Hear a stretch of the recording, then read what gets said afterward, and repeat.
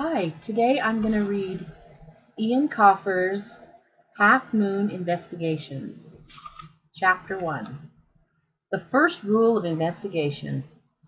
My name is Moon, Fletcher Moon, and I'm a private detective. In my 12 years on this spinning ball we call Earth, I've seen a lot of things normal people never see. I've seen lunchboxes stripped of everything except fruit. I've seen counterfeit homework networks that operated in 5 countries, and I've seen truckloads of candy taken from babies. I thought I'd seen it all. I had paid so many visits to the gutter looking for lost valentines that I thought nothing could shock me. After all, when you come face to face with the dark side of the schoolyard, life doesn't hold many surprises. Or so I believed. I was wrong, very wrong. 1 month ago, a case came knocking on my door that made me consider getting out of the detective business for good.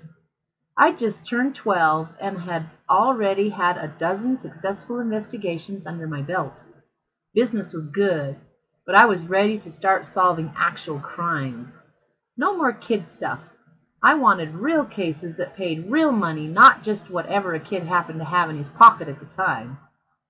It all went wrong the day I decided to break Bob Bernstein's first rule of investigation. Be invisible. Put the pieces of the puzzle together, but never become one of those pieces yourself. Herod Sharkey made me forget that rule. As every private investigator knows, Bob Bernstein is a legendary FBI agent turned PI who founded the Bernstein Academy in Washington, D.C. to train inspiring investigators properly. He also wrote the Bernstein Manual, which every student needs to know by heart if they are to have any hope of qualifying. I knew the manual from cover to cover, and I had qualified at the top of my online class, though I'd had to use my dad's birth certificate to do it. Luckily, we both shared the same name. September 27th. That day is as clear to me as high-resolution photograph. The end of our first month back in school after the summer holidays. Unfortunately, the summer didn't know it was over and was pouring on the sunshine. The heat came off the tar concrete in sheets, wrapping itself around the students of St. Jerome's Elementary and Middle School. I arrived at the gates around the usual time, 8:50. I like to be 10 minutes early wherever I'm going. Gives me time to get my finger on whatever pulse is beating. Private detectives need to be in touch with their environment. The Bernstein Manual says that a detective never knows where his next case is coming from. For all he knows, it could be a puzzle that he has already solved, if he keeps his eyes open. So I kept my eyes wide open. I can tell you which kids have wart acids on their fingers. I know who's passing lovey-dovey letters around in the yard, and even which teacher stops off at the Burger Mac on their way to school. But nobody can possibly see everything, not even the legendary detective Bob Bernstein. That's why I needed my informants. Doobie Doyle was the best one I had, an 8-year-old snot-nosed snitch with sharp eyes and a big mouth. Doobie would sell out his own mother for a sweaty handful of jelly beans. Unfortunately, when I say Doobie was snot-nosed, it's not just a turn of phrase. Doobie never went anywhere without a couple of green yo-yos hanging from his nostrils, which he then snorted back up so hard that they wrapped around his brain. Actually, it was the perfect disguise. It was all people noticed about him. If Doobie never wiped his nose, his own mother If Doobie ever wiped his nose, his own mother wouldn't be able to pick him out of a lineup. On that morning, the 27th, he was at the gate waiting for me. I was surprised. Usually I had to track him down. This must be important. "Morning, Fletcher," he said, trotting along beside me. I didn't look down. A close-up view of Doobie was not how you wanted to start your day. "What have you got for me?" I said casually. "Did you see Captain Laserbeam last night? There was a mud monster." Doobie was a good snitch, but he distracted easily. "Let's talk about cartoons later, Doobie. Do you have some information?" "Yep, good stuff. But I want to see the badge." I sighed. Doobie always wanted to see the badge. It was shiny and he was 8. "Okay, one peek, then spill the beans." I reached into my pants pocket and pulled out a small leather wallet. I flipped it in front of Doobie's face. Inside was a laminated card and a silver-plated detective's badge. Sunlight winked along the badge's ridges, and for a long moment I was mesmerized by it. Even after 6 months, I sometimes found it hard to believe that it was finally mine. "Wow," said Doobie with real reverence, which gave way quickly to doubt. "You're sure this is real?" I tapped the laminated card. "It's all right there, Doobie. Fletcher Moon, graduate of the Bob Bernstein Private Detective Academy." "Can I have it?" asked Doobie, just like he did every time he saw the badge. "No," I replied, sliding the wallet back into my pocket. "This took me 2 years to earn. Even if you had it, it wouldn't be yours." Doobie frowned. This kind of thinking was a bit advanced for someone who hadn't yet worked out the mechanics of a tissue. "So, what have you got for me, Doobie? Something juicy, I hope." "I don't know what I've got," he said. "I only came looking because everyone knows I'm your secret snitch, and they asked me to find you." I stopped. "Who asked you?" "Herod Sharkey," replied Doobie. "I don't know who the other one is, but he's big, really big." Herod Sharkey. According to the schoolyard rules, that name shouldn't have bothered me in the least. After all, I was in 7th grade and Herod was merely a 5th grader. But the Sharkey family wasn't one for rules. In fact, if there was an unbroken rule somewhere, the Sharkeys would drive several hundred miles out of their way just to break it. Herod was one of the school bad kids. The teachers had a name for people like Herod. They called him one of the usual suspects. Whenever anything went missing, he was routinely summoned to the principal's office for questioning. 9 out of 10 times, Herod had the missing thing in his pocket. The other time, he had probably buried it in the sports field. It wouldn't be long before the police began to call the school looking for him. So why would Herod Sharkey be looking for me? I didn't own anything valuable, except my detective's badge. My hands went instinctively to my pocket, but the wallet was still there. I decided to check it every 30 seconds or so, just to be on the safe side. I dropped my bag off at my locker, then followed Doobie around the side of the school, past the oil tank that had been painted to look like Thomas the Tank Engine, to the basketball court, where all the major student business was conducted. If you need to hire someone to tell someone that a third person liked them, then this was the place to find that someone. The basketball court was also the agreed location for school fights. I could see from the ragged ring of kids that someone had booked an early slot to settle a disagreement. "Where's Herod?" I asked Doobie, though I already knew. Herod was a Sharkey, so there was only one place that he was likely to be. "He's fighting. They're headlocked." I nodded. Headlocked was better than pinwheeling. A person could get himself injured getting involved in a pinwheel. There are several kinds of school fights. 3 most popular are the pinwheel, the hold me back, and the headlock. In the pinwheel, the 2 fighters run at each other, eyes closed and arms spinning. The object was to catch your opponent with a lucky shot, but more often than not, the enemies missed each other by yards. The pinwheel was popular with younger kids. It could be argued that the hold me back is not, strictly speaking, a fight at all, since the object is to avoid the conflict altogether. In a hold me back, the opponent screams, "Hold me back!" as loudly and as often as possible until a teacher arrives to break things up. Following the adults' arrival, the secretly relieved opponents are led away by their friends, still shouting things like, "You were lucky, buttface! I would have murdered you!" The headlock was what we were dealing with on that day. The headlock does exactly what it says on the can. Two boys get each other in a mutual headlock, and whoever lets go first is the loser. Grip is everything in a headlock. Some boys favor lacing the fingers, others go for the wrist grip. It depends really on length and strength of fingers. There are many reasons why the losers lose. Not being able to breathe is one. Needing a bathroom break is another. There is a schoolyard legend of two bitter enemies, Burton McHale and Jerry Canty, who stayed headlocked for 20 straight hours. Their friends brought them food and they went to the bathroom without using the bathroom, if you see what I mean. Those who have tried this tactic say it is only embarrassing the first time.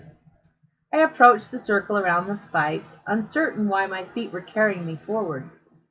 What could be here for a detective? I was not fond of violent situations. It wasn't that I'd never been in a fight. It was just that I'd never won one. But there was a stronger instinct driving me forward. I smelled a mystery. My detective's nose pulled me closer to the action. I could no more ignore this than a magpie could ignore a diamond ring on a windowsill. Doobie elbowed his way through the crowd.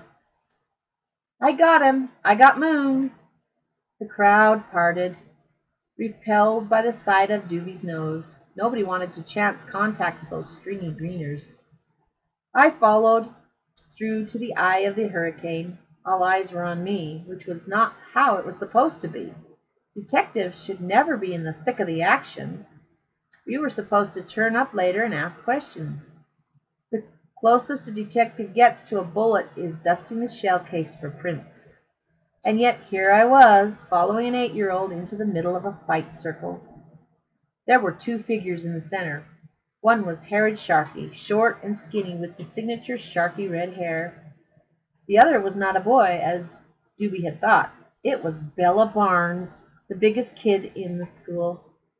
Bella stood nearly 6 feet tall in her woolly stockings and played rugby on the boys' team. Nobody messed with Bella, ever, not even the teachers. And yet, there was Herod Sharkey latched on to her back like a tick on a mutt. I was stunned for a moment. Then I composed myself and took a mental snapshot of the scene, memorizing the details according to the Bernstein Manual. A detective never knows which seemingly insignificant fact will solve the case. So details. Bella Barnes, 5'11", maybe 200 pounds. 12.5 years old. Regulation school uniform, except for expressly forbidden dangling earrings, which could catch on a doorknob and rip a lobe, according to Mrs. Quinn, the school principal, though nobody had ever seen or heard of this happening. Then there was Herod Sharkey, known as Roddy to his family, and not to be confused with his big brother Red, 4.5 feet tall, silver tracksuit and brown hiking boots. Not school regulation, but the height of a 10-year-old cool. Herod had his skinny arms wrapped around Bella's neck, and they were barely long enough to meet at the front. Strictly speaking, this was not a classic headlock, as only one of the antagonists had a grip on the other. Herod looked up from his struggle. His face was flushed but determined.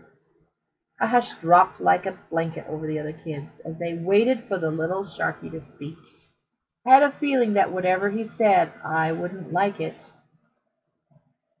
"Moo, you nerd," said Herod.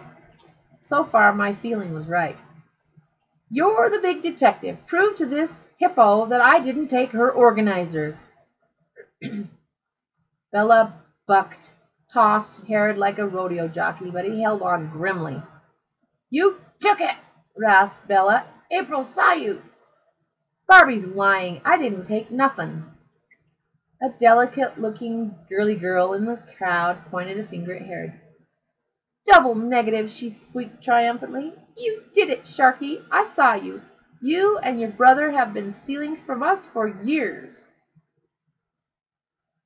This was April Devereaux, 10 years old and already the head of an entire tribe of Barbies. Herod's description of her may not have been very politically correct, but it was accurate. If a Barbie doll walked through a magnificent tunnel, April Devereaux would emerge at the other end. You're lying, shouted Herod, and Half Moon will prove it. I was wondering how long it would be before someone brought up my nickname. I had been christened Half Moon by Herod's brother Red back when I was in 3rd grade. Even then I hadn't been the tallest stalk in the field. What do you expect me to do? I asked him. You're always banging on about this famous detective badge, so detect something. This was ridiculous. This was not how detectives worked. Go on, Fletcher, said April Devereaux, managing to speak and pout at the same time. Do us all a favor and prove I'm telling the truth. I grimaced at the gathering crowd. What can I do? I don't have the facts. I wouldn't know where to begin. Bella glared at me. You'd better begin, she said hoarsely, or I'm going to roll over and crush this ant. Then I'm going to take your precious badge and stuff it somewhere painful. I paled, but not as much as Herod did. Hurry, Moon, he said urgently. If I get crushed, my family will come looking for you. I felt as though I had wandered into somebody else's nightmare, but it was too late to back away slowly and close the dream door behind me. There were 100 eyes on me, all expecting a rabbit out of a hat. Doobie elbowed me. Go on, Fletcher, he said. You can do it.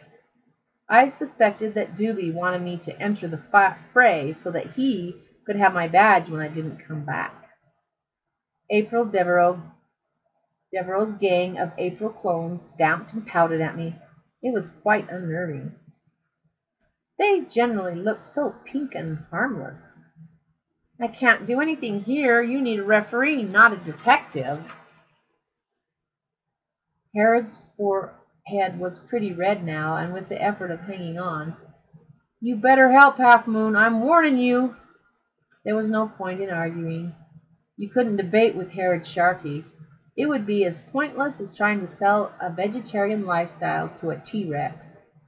The best thing to do would be to turn around and leave. So I gave that a try, but the crowd was not as eager to let me out as it had been to let me in. I was an interesting wrinkle in an otherwise boring headlock fight. The kids surged forward, forcing me closer to the fight itself. As I was bumped backwards, I realized that I was in a very vulnerable position. All Herod had to do was scissor his legs. Herod must have realized this too, for he suddenly kicked his skinny legs up and wrapped them around my neck. My balance was off, so I toppled to the ground, bouncing off Bella's thigh on the way down. The other kids cheered. This was a positive development as far as they were concerned. I was disgusted more than afraid. Herod was only 10 and small for his age, so he couldn't do much more than keep me on the ground. Not in his position. The time was ticking on, and soon the bell would ring, and Principal Quinn would make her way out here with her dogs, Larry and Adam, to see what the problem was. And the rule said that anybody caught in a fight paid a little visit to the office. Herod's bootlaces were wedged up against my chin, and his feet were hooked together. I tried to unwind them, but unfortunately I was one-handed. Bella had rolled over on my right arm. It felt like I had been steamrolled. Surely my arm was carton flat. You better start thinking, Half Moon, said Herod. Otherwise, we're going down to the office together. Yeah, Half Moon, chimed in Bella. Get your thinking cap on. Apparently I was the bad guy now. There was a simple solution. Simple, but not very macho. However, I had little time and no options. With my free hand, I grabbed Herod's left heel and tugged off his hiking boot. "Hey!" he shouted. "What are you doing?" "He's stealing my shoe." I wasn't, of course, stealing his shoe. What I was doing was much less dignified.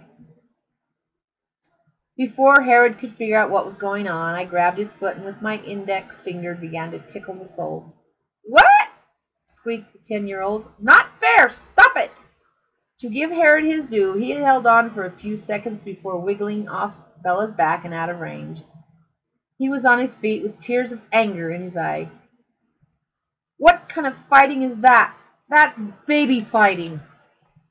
He was right, of course, but I was a thinker, not a fighter. I stood up, coughing. "Listen, Herod, I'm willing to look into this organizer thing, but you have to let me follow proper procedure." I picked up Herod's boot, holding it out, mainly to show everyone that I wasn't trying to steal it. Things could have calmed down then. A lot of kids were drifting away for lineup. Bella was up but winded, and Herod was having a teary moment. The whole thing was running out of steam, and would probably have turned into a hold me back if Red Sharkey hadn't arrived. Red burst into the center of the circle on a mountain bike, scattering bystanders like skittles. Red Sharkey had already been at the center of the rowdy crowd, had always been at the center of the rowdy crowd. Red made his points with his fists and jibs.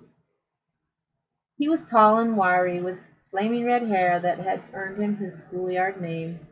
Most of the children were staff at the St. Jerome's didn't know Red's real name and wouldn't use it if they did.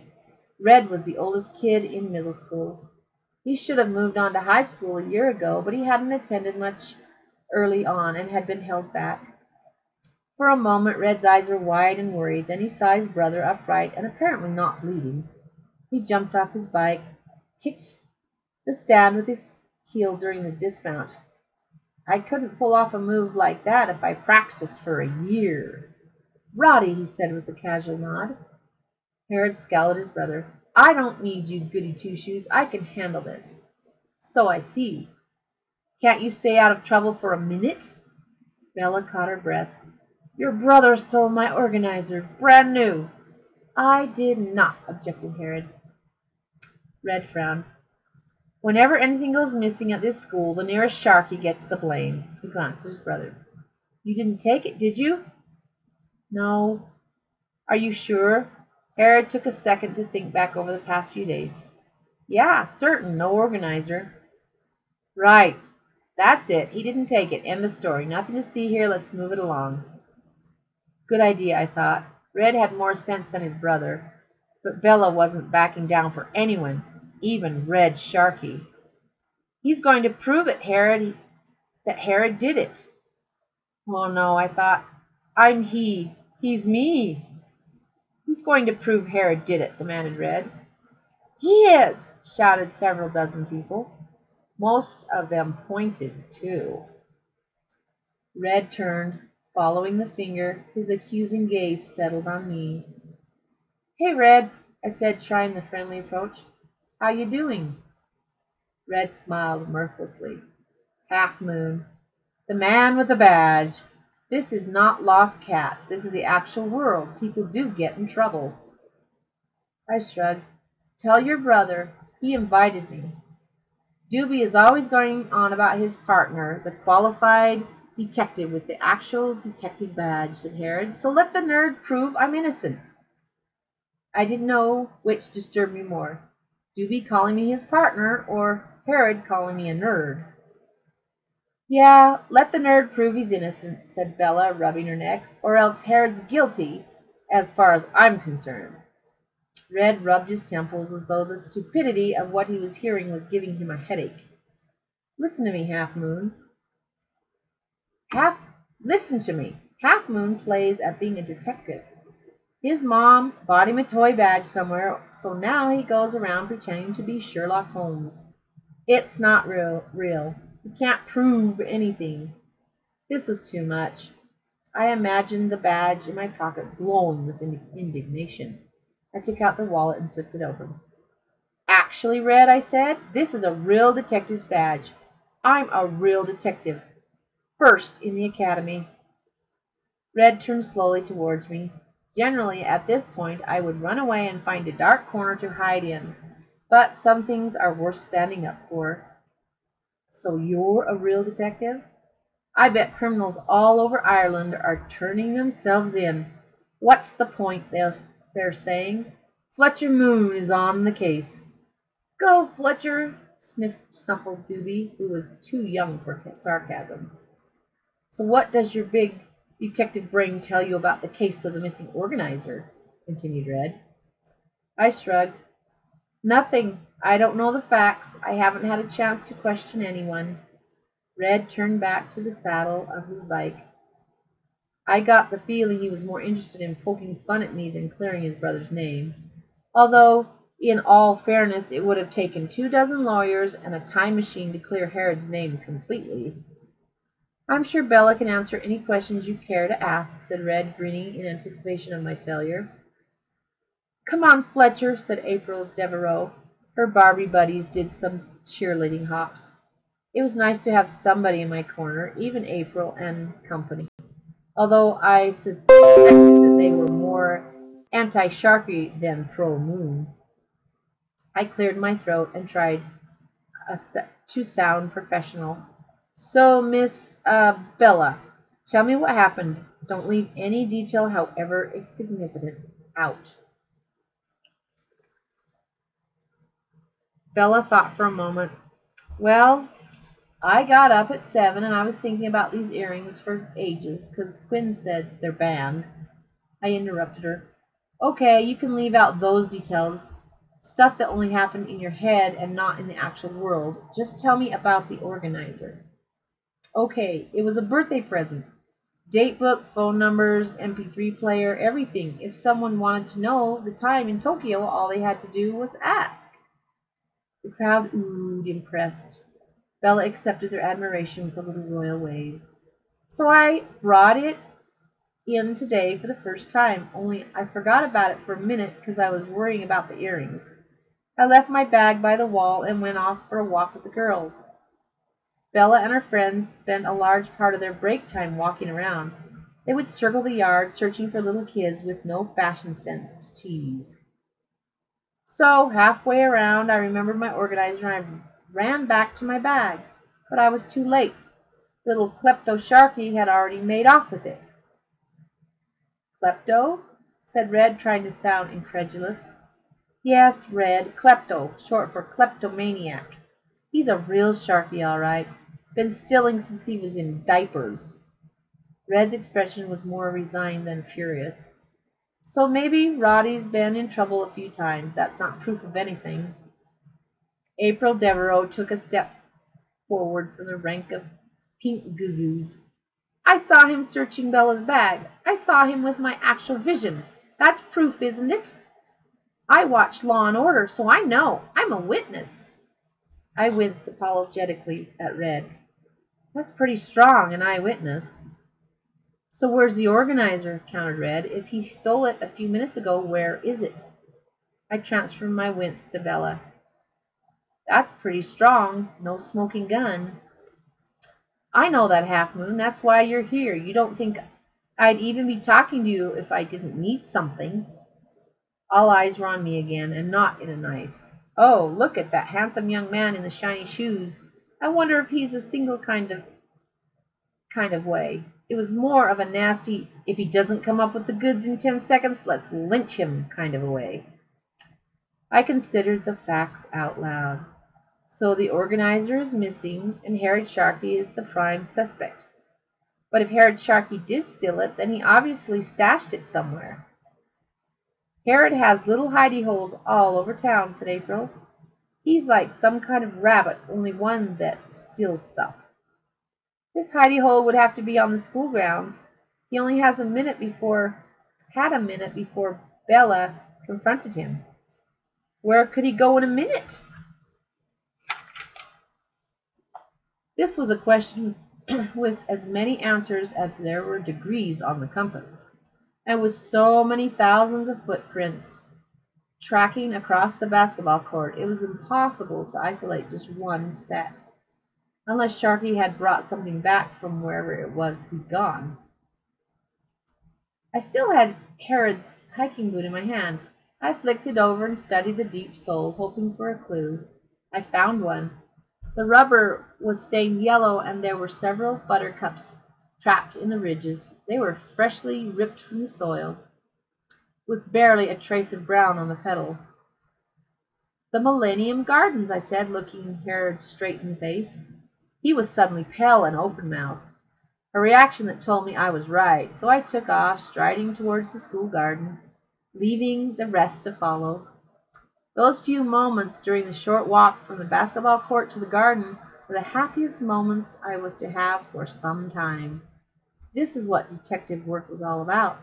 Those precious seconds when you have made a breakthrough and you are so sure of it that the confidence seems to burst through your very pores.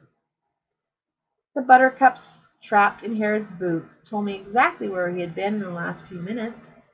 Several years ago, at the beginning of the new millennium, the school got a grant for a commemorative wild garden. Every spring, we were treated to the story at assembly by Principal Quinn. The garden was designed in a ring pattern, one ring for each millennium, each ring a different color, green, white, and gold, like the Irish flag. Green grass, white daisies, and gold buttercups. Buttercups that were flowering again because of the Indian summer. Of course, it could mean nothing. Maybe Herod had just walked through the garden on his way to school. But his reaction made me think differently. I arrived at the garden, dragging the rest behind me like the Pied Piper. I looked hard at the ground for several moments, then glanced sharply at Herod. He was staring at his own feet, but every few seconds his eyeballs would flick across to the buttercup ring. It was just as Bernstein said in Chapter 8 of the Detective's Manual. The criminal's own body will betray him. Guilt is a powerful force and will find a way out. In this case, through the eyes. I stepped into the buttercup ring, careful to avoid crushing too many of Mrs. Quinn's precious flowers, and thrust my fingers into the loose clay in the center. Barely a centimeter down, I hit metal. There was a box down there. I had never seen that cookie tin before in my life, said Herod, jumping the gun a bit. Red groaned. Moron! How do you know it's a cookie tin? I know, replied Herod haughtily, because I put it. He stopped then, because the penny had dropped. Exactly, said Red. As I said, moron. I was about to pull out the box when Bella barged me aside. She ripped the tin from the earth. Surprise, surprise, it was a cookie tin. Belle flipped the lid and selected her organizer from the contents. Half Moon was right, she crowed. You did take it, you little sharky thief. Now I am legally entitled to beat you the length of the schoolyard. That probably wouldn't hold up in court, I said, from the ring of daisies. Bella was not the only person annoyed with Herod. Red was having trouble containing himself. You promised me, he said, fists clenched in exasperation. No more stealing in school. Don't you know what could happen to the family? I didn't take it, protested Herod. The box is mine, but I didn't put the organizer in it. This is a setup. No one was convinced by this. Legend had it that Herod's first words were, I've been framed. I picked myself up from the ring, then leaned over, shaking flowers from my hair. In Herod's defense, this is far from conclusive, I said to my shoes. There are missing links in the chain of evidence. An impressive silence followed this technical-sounding statement, or so I thought. I looked up to find that it was more of a deserted silence. Everyone who had followed me to the Millennial Gardens was now hightailing it back to the basketball courts.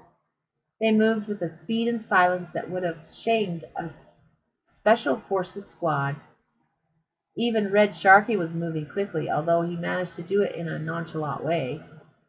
There was only one person in this school that could make Red Sharky run anywhere. That person must be nearby, so I started to get a move on too. Fletcher Moon, I don't believe it. It was Principal Quinn. As usual, she was flanked by Larry and Adam. I know dogs aren't supposed to smile, but I swear I could see them grinning behind their muzzles. Please tell me what you think you are doing. Apparently telling a teacher what you think you are doing makes you think about what you have done. I think I'm going straight down to the office, I answered, hoping a bit of humor would lighten this tension. Mrs. Quinn chuckled, and for a second I was hopeful. Then her laughter dried up like a water hole in the Sahara. Correct, she snapped. When I get back from line-up inspection, you had better be there waiting.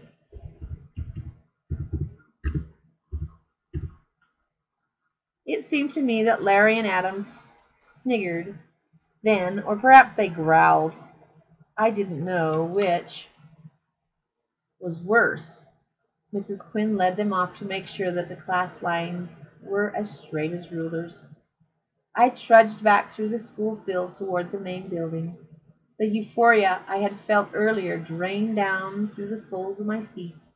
Yes, I had solved the case, but I had broken Bernstein's first rule: never become a piece of the puzzle. A detective should not be afraid of the outcome of a case, as this fear will affect his work. The victim, witness, and perpetrator had all known where to find me if my findings went against them. The Sharkies had tried to use me, but it had backfired on them, and now Herod was a marked man. I was a marked man too, or I would be.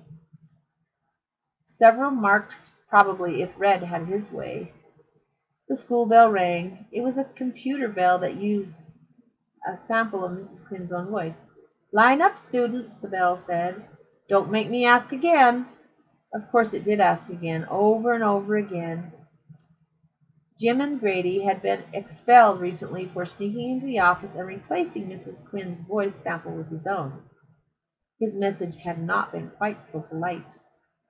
I was just picking up my bag when Red Sharkey appeared from inside the porch shadows. He emerged from the darkness one limb at a time, like a cartoon villain. You think you're very smart, don't you, Half Moon? He said. His eyes blazed with unprecedented anger. My name is Fletcher, I said, feeling pretty proud of myself for not allowing my shaking knees to fold underneath me. Well, Fletcher, I better not hear any more about this organizer. I have enough trouble without a toy detective stirring things up. There was something new in Red's voice as he said this. The anger was still in there, but there was desperation too, and I got the feeling that the anger was not all directed at me. As far as I'm concerned, it's a closed case, but I'd advise your brother to stay clear of Bella for a while. Red nodded, accepting the advice, then remembering that he was supposed to be angry at me. He leaned in close, brushing against me. Roddy will still clear of Bella, and you steer clear of us. As of now, Half Moon, you are retired. Got it? I stared him down. I wasn't retiring for him or anyone else. I thought I was being really brave holding his gaze like that. But 5 minutes later, I realized that this was just what Red Sharkey wanted. It gave him the opportunity to steal my badge. Chapter 2. I get a stick figure. I sat on one of the baby seats outside Mrs. Quinn's door, waiting for the red light to turn green. Red meant do not disturb. Green meant knock. This was a code that even the kindergartners could follow. I felt sick to my stomach. My badge was gone, just like that. I was back to being a normal kid. Of course, I knew in theory that the badge was just a hunk of metal and that I was just as much a detective without it. But I had studied for 2 years to win that badge, and for the past 6 months it had made me feel special, extraordinary. Without it, I was just another kid who thought he was Sherlock Holmes. I had to get my badge back. That's all there was to it. I knew where it was, or rather I knew who knew where it was, but I had zero evidence and even less than a chance of a confession. But where there was a thief, there was evidence. I would find that evidence and present it to Red. Then he could either give me back my shield or I would take my evidence to the police. Someone sat beside me. I was amazed to find it was April Devereaux. She grinned, and I could see a lump of neon blue chewing gum behind her perfect teeth. Hi, April. Are you in trouble too? April shook her head, settling rows of pink beads into her hair, rattling like snakes. Hardly. I don't do trouble, just delivering a message for Fitz. April produced message the French way. Pronounced. April pronounced message the French way. Mr. Fitzgerald was our teacher. He thought allowing us to call him Fitz would make him cool and trendy. He was had about as much chance of being cool as I had of winning Olympic gold in the high jump. I just stopped to ask how much you charge. Charge? April pulled a 10-euro note from her pocket. For detective work, like finding the organizer. I suppose 10 would be fair for today. I did put myself at considerable risk. April laughed. Are you serious, Half Moon? I didn't hire you for that. You were so lucky with that cookie tin, by the way. A pedicure is 30, so you'd be like a third that important. So I'll give you this 10 for a retainer. If you take it, then you worked for me. I didn't ignore the note, but I didn't grab it either. I wasn't really used to dealing with girls unless I was questioning them about missing pencil cases or asking some of the rougher ones to give me back my lunchbox. A retainer to investigate?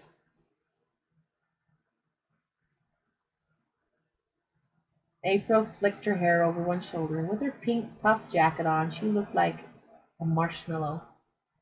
It's more Sharky trouble, I'm afraid. Not just the little stinky one. The whole family. I patted the pocket where my badge used to be. Red Sharky was involved. I had already decided to investigate the Sharkies. This could be a way to make a few euros while I was about it. Do a bit of snooping around for April and dig up some dirt on Red. Who knows, I may even catch him red-handed with my badge. A couple of the surveillance photos later, and the long arm of the law would be getting a lot shorter for Red. Okay, I said, tell me all about this case. April had pulled out a compact mirror and was checking her reflection.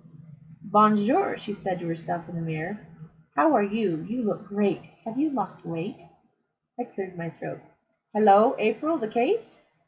April snapped the mirror closed. Sorry, Half Moon, I was just taking a moment to boost my self-esteem. I saw that on the Mental Health Channel. The case. Well, I thought it was crazy at first. But there is definitely something strange going on in Locke.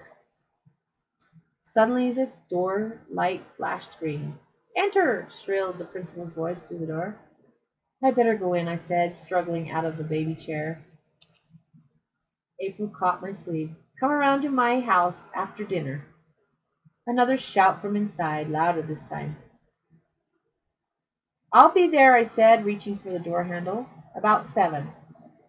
Okay, said April, but don't spread it around. We're not like on the same level. I don't want people to think we're having a rendezvous or something. You work for me, like a maid or something. A nerdy maid. I kept a straight face. Enduring the disrespect was a detective's lot. Since April was especially obnoxious, I was used to insults from my own age group. But April was only 10 and at least 4 inches shorter than me. And if you're 4 inches shorter than me, then you're short. See you then, I thought, and entered the principal's office, smiling grimly. The badge would be mine again, even if I had to suffer April Devereaux to get it. Mrs. Quinn was moored behind an undersized desk from one of the elementary classes. The desk was swamped with report cards and official forms, and somewhere beneath the cables of her knitted cardigan. A phone rang. The principal ignored it. The two Dobermans, Larry and Adam, stood at the principal's shoulder. Without their muzzles on, it was clear that they actually were grinning. I remembered why I was there and stopped smiling. "Well, little Fletcher Moon," said Mrs. Quinn, delighted. "What a nice surprise!" Then she remembered why I was there, and her expression turned hard. The dogs stopped smiling, too. Spittle hung in strings from their jaws. Principals are able to switch moods in seconds. They would make excellent.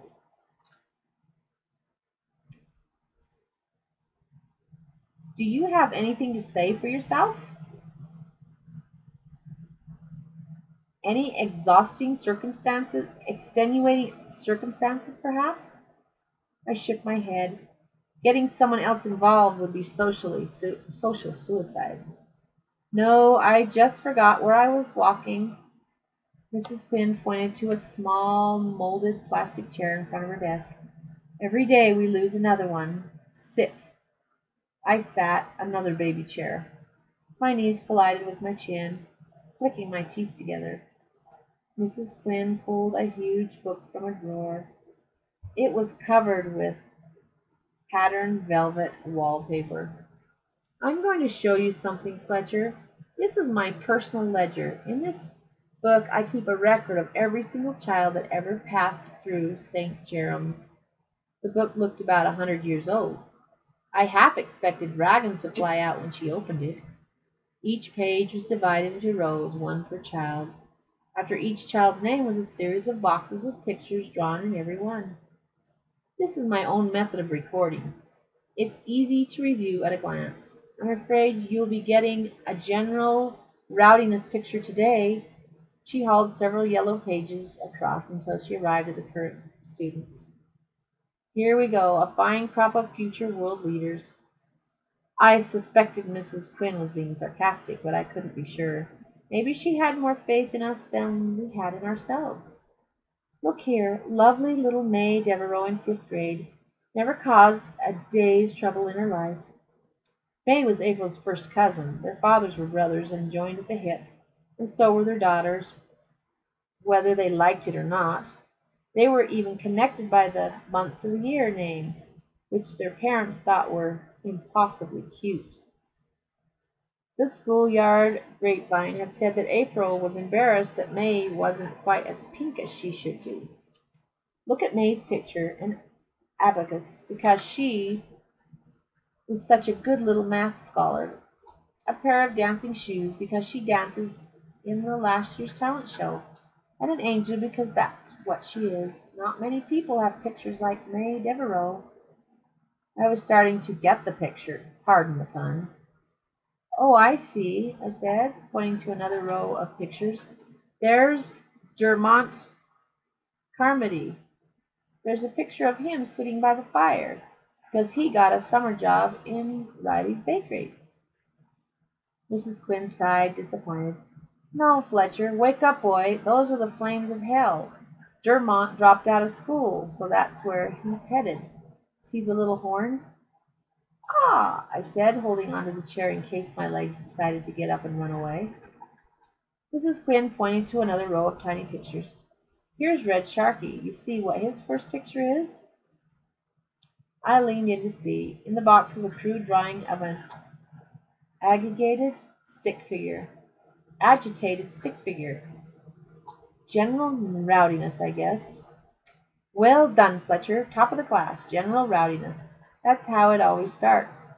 A harmless bit of play acting, but before you know it, you're on the serious stuff. Like red, fighting, cutting classes, suspension." There was a picture for each crime. Suspension was wittily displayed by a lynched stick figure. And now on to Fletcher Moon. What do we have here? Only good things. Look, a little bee. I won the spelling bee in 1st grade. Mrs. Quinn punched me playfully on the shoulder. I almost fell out of the baby chair. "Now you're getting it, Fletcher." "Who says you're thick?" And next we have a little magnifying glass because, another easy one, because I volunteered to find your keys last year. Mrs. Quinn dealt me another jokey blow. I felt my arm go numb. The principal selected a chubby, stubbed crayon from the back and drew a general rounding the stick figure in my third box. Now, Fletcher, she said sadly, you are branded forever. Let's hope that this is as far as it goes. I wouldn't like to see you following the same pattern as Red. No, ma'am. We don't want you ending up with the flames of hell or in a little Nina police car? Exactly. It's really quite a scientific system. I can read trends and predict behavior. Sometimes I punish people in advance because my little boxes tell me what they're going to do. I felt it was time for a speech. Don't worry about Fletcher Moon, ma'am. I've learned my lesson. No more stick figures for me. Mrs. Quinn shut the ledger with a thump. I hope not. Now off you go. You didn't see who was next, did you? I hope it's a naughty child so I can really enjoy administering the punishment.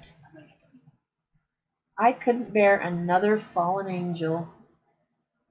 The feeling was returning to my arm. That feeling was pain. I was the only one, unless someone arrived while I've been in here. Only one way to find out, said Mrs. Quinn, bright-eyed. She flicked the light from red to green. As the door closed behind me, I didn't know who to be sorry for, Mrs. Quinn or whoever was next in to see her. In the hallway, a kindergartner with tousled hair and a bloody nose was sucking his thumb. Enter, howled the principal at the top of her voice. Larry and Adam took up the howl until it was echoed down the hall. So I'm going to stop there today, and tomorrow we'll start on Chapter 3.